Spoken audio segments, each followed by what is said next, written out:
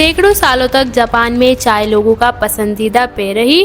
Coffee के आगमन के दशकों बाद भी बाकायदा 1970 के दशक तक जापान के लोग कॉफ़ी की जगह चाय को ही अहमियत देते रहे। लेकिन फिर आई एक कंपनी जिसने एक ऐसा दांव चलाया कि जापान के लोग कॉफ़ी के दीवाने हो गए। स्वागत है आपका हमारे YouTube channel AK knowledge year पर। आज आपको सुनाएंगे किस्सा एक बिलियन मार्केटिंग कैंपेन का। किस्से की शुरुआत होती है यूरोप से। कहते हैं कि जब यूरोप में पहली बार कॉफ़ी का आगमन हुआ और लोग इसे पसंद करने लगे तो चर्च ने कॉफ़ी पर बैन लगाया। वजह बताई गई कि कॉफ़ी से सुरूर होता है, नशा होता है।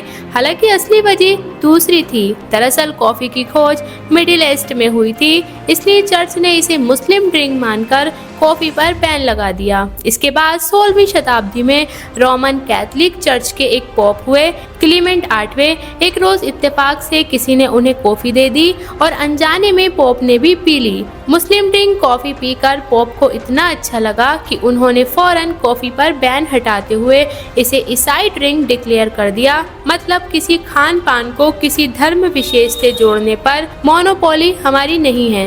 ये यूरोप में भी होता है। कॉफ़ी आगे चलकर इतनी फेमस हुई कि आज भी यूरोप की 56% जनता काफ़ी पसंद करती है, जबकि 27% जनता को चाय ज़्यादा पसंद है। यूरोप के अलावा वेस्टर्न वर्ल्ड की एक और बड़ी ताकत है अमेरिका। वहाँ भी कॉफ़ी को ज़्यादा पसंद किया जाता है।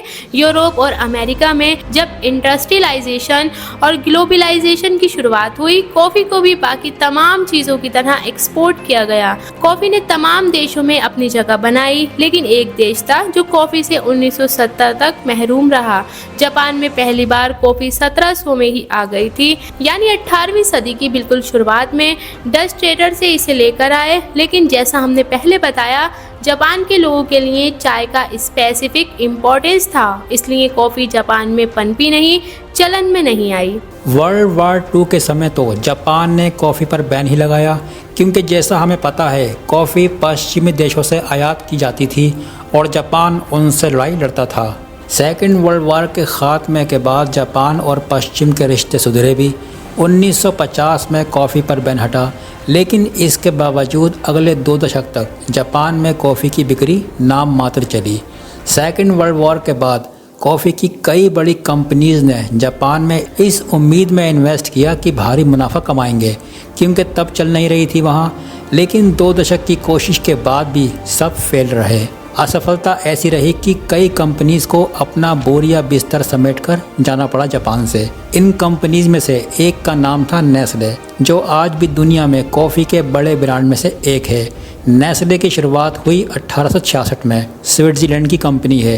ये कंपनी सिर्फ कॉफ़ी ही नहीं बनाती है, बेबी फूड से अपना बिजनेस स्टार्ट करने वाली ये कंपनी साल 1905 में एक एंग्लो सर्विस कंपनी में मर्ज हुई और कुछ ही सालों में कंपनी का कारोबार Africa, Asia, Latin America, Australia तक फैल गया।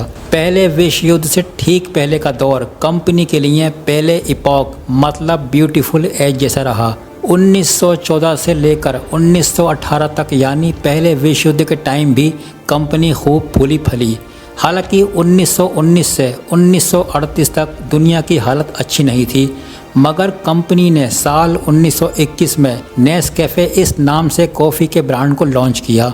ये कंपनी का सुपर हिट प्रोडक्ट साबित हुआ, जिसे लेकर वो सेकेंड वर्ल्ड वॉर के बाद जापान समेत अमेरिकी और यूरोप के दूसरे मार्केट्स में दाखिल हुए। विश्व युद्ध के बाद पश्चिम की कई कंपनियों को जापान में बहुत उम्मीद नज़र आ रही थी। नेस्ले को भी अपने फ्लैगशिप प्रोडक्ट नेस्कैफ़े से बहुत उम्मीदें थीं, लेकिन बड़ा बिजनेस तो दूर की बात, जापान वासी इसका एक घूंट भी पीने को तैयार नहीं थे। नेस्कैफ़े कॉफ़ी कहो या दूसरी कोई कॉफ़ी कहो, इसकी वजह इस देश का चाय प्रेमी होना था। जैसा हमने बताया आपको, जापान में चाय को कोई पेय पदार्थ नहीं बल्कि लाइफ स्टाइल का हिस्सा माना जाता था। अलग अलग नए नए नायाब तरह के टी पोट्स आते हैं। हालांकि फिर भी नेस्ले ने हार नहीं मानी, हाथ पांव मारते रहे। नेस्ले ने हर जतन किया, जापान के लिए अलग से प्रोडक्ट बनाया, खूब विज्ञापन दिए, फ्री सैंपल बांटे और कीमत भी बहुत कम रखी। मगर सब कुछ करके देखने के बाद भी कॉफी के लिए काफी नहीं पड़ा कुछ भी। सालों तो छोड़िए, दशक के दशक बीत गए, लेकिन जापान और चाय की मोहब्बत चलती रही। और कोई कंपनी होती तो कहती कि हो गया, अब चलते हैं। लेकिन नेस्ले डटी रही। उसकी एक वजह ये भी है कि डीप पैकेट से नेस्ले ने 1975 में मशहूर साइको एनालिस्ट क्लोटेल रिपॉल को जापान बुलाया। साइको एनालिस्ट का मतलब वो व्यक्ति जो इंसानों के इमोशंस को समझने की कोशिश करता है। क्लोटेल इस विधिया के ज्ञानी थे और साथ में लोगों के अपने कल्चर को लेकर जो तगड़े इमोशन होते हैं उसको समझने में भी उनकी मास्टरी थी। उन्होंने कुछ जापानियों को इकट्ठा किया और बढ़िया से म्यूजिक के साथ उनकी बचपन की मेमोरी को याद करने को कहा। हर किसी ने अलग अलग चीज़ों से अपने जुड़ाव की बात बताई। अब ये गैस करना बहुत इजी है कि जहाँ भी पेय पदार्थ की बात आई सब ने चाय का नाम लिया। सिर्फ और सिर्फ कॉफ़ी कहीं नहीं थी, क्योंकि उसका टेस्ट भी नहीं किया था। बिल्कुल माँ के हाथ के स्वाद जैसी ही ये डील थी। जापानियों के लिए कॉफ़ी का मतलब पश्चिम से कोई पेय पदार्थ था, बाहरी चीज़ थी। कहने को उन्होंने अपने दरवाजे खोले थे मगर पर्दा नहीं हटाया था, दिल से नहीं अपनाया था। अब नेस्ले के लिए ये काफ़ी बड़ा झटका था। हालांकि क्लोटेल रिपेल इसको एक ज़बरदस्त आइडिया मानते थे। उन्होंने कंपनी को बताया कि जब तक जापान की जड़ों में कॉफ़ी नहीं जाएगी तब तक कोई भी कोशिश बेकार है। नेस्ले को भी ये बात समझ में आई। कंपनी ने तय किया कि अडल्ट से पहले बच्चों से स्टार्ट करते हैं।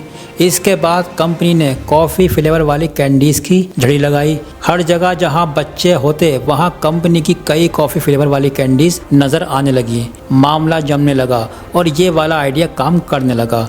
बड़े होते ही बच्चों की ज़बान पर कॉफ़ी का फ्लेवर इस तरह चढ़ा। हालांकि इसमें भी एक दशक लगा, लेकिन 1985 आते आते उस दौर के जापानी युवा कॉफ़ी पीने लगे, क्योंकि उनकी बचपन की याद में शामिल थी कॉफ़ी। टॉफ़ी से आई कॉफ़ी, लेकिन अब असली कॉफ़ी। जब बच्चे कॉफ़ी पीने लगे तो फिर बड़े बुजुर्ग भी हल्के हल्के उसका घूंट भरने लगे। आज की तारीख में जापान 5 लाख टन से ज़्यादा कॉफ़ी आयात करता है। बताने की ज़रूरत नहीं है कि नेस्ले इस बिज़नेस का सबसे बड़ा हिस्सेदार है। नेस्ले की स्ट्रेटजी को मॉडर्न ज़माने की सबसे सफल मार्केटिंग स्ट्रेटजी में गिना जाता है। अगर आपको हमारी ये इन्फॉर्मेशन पसंद आई हो तो वीडियो को लाइक, शेयर एंड सब्सक्राइब करना ना भूलें। और ऐसे ही ज़बरदस्त इंटरेस्टिंग नॉलेज के लिए बने रहिए हमारे YouTube channel AK knowledge air पर। तब तक के लिए टेक केयर।